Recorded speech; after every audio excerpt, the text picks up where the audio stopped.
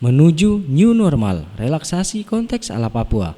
Polres Merauke gelar coffee morning bersama Forkopimda dan tokoh masyarakat di Aula Polres Merauke, 11 Juni 2020. Situasi Kaptibmas keamanan dan ketertiban masyarakat pada umumnya tetap aman dan kondusif. Namun angka kriminalitas sebelum dan selama masa pandemi COVID-19 Kabupaten Merauke menurun. Ada beberapa kasus mengalami kenaikan seperti kasus penggelapan dan kasus pengeroyokan. Kasus yang paling menonjol di wilayah Merauke selama masa pandemi dibandingkan dengan masa-masa sebelum pandemi COVID.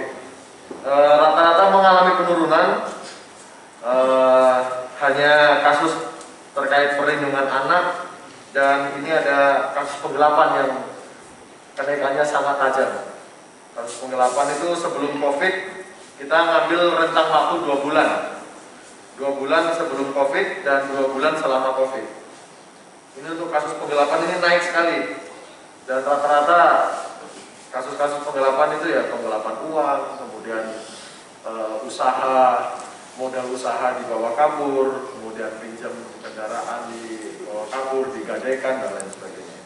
Tapi untuk kasus-kasus yang lain, untuk penganiayaan itu turun 14%. Kemudian kasus pengeroyokan naik 50%, perlindungan anak yang relatif stabil dari 4 menjadi 5, penipuan turun, curanmor juga turun, KDRT juga turun dari 3 kasus menjadi 2 kasus. Lanjut,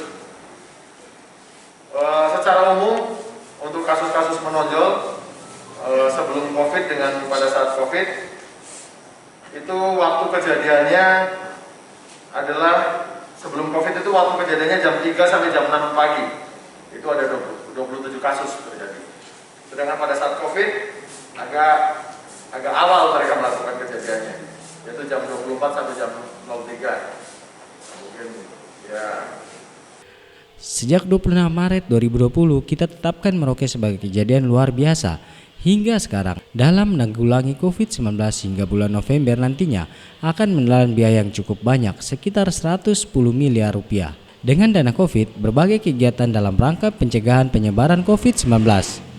Mulai dari melakukan penyemprotan disinfektan, melakukan sosialisasi, melakukan patroli gabungan, dan pembagian sembako.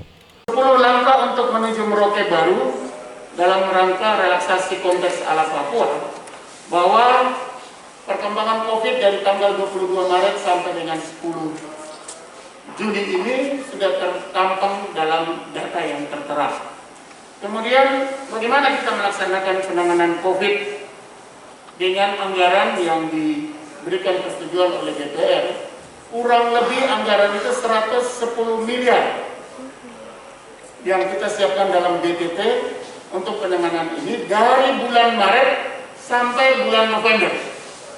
Jadi kita ada estimasi yang kita siapkan, sehingga di tengah-tengah interval itu kalau ada fluktuasi atau terjadi signifikansi, anggaran kita sudah kita post delivery untuk dipersiapkan available sampai dengan Desember. Oleh November, tetapi itu kita persiapkan untuk penanganan. Apa maksudnya?